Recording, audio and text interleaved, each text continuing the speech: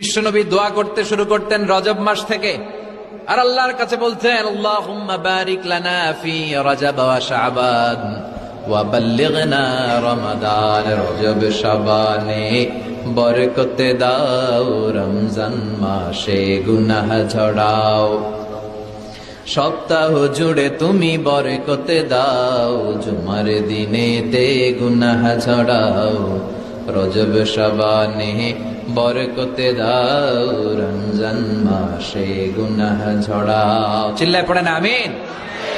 রমজান আসার 2 মাস আগে বিশ্বনবী রজব মাস থেকে রমজানের প্রস্তুতি নিতেন। আল্লাহু আকবার। আর পড়তেন আল্লাহুম্মা বারিক লানা ফি রজব ওয়া শাবান। ও আল্লাহ, রজব আর শাবান মাসে আপনি বরকত দেন। ওয়া বাল্লিগনা রমাদান, রমজান মাসে পৌঁছে দেন। এখন যে মাসটা চলতেছে এটা কি মাস?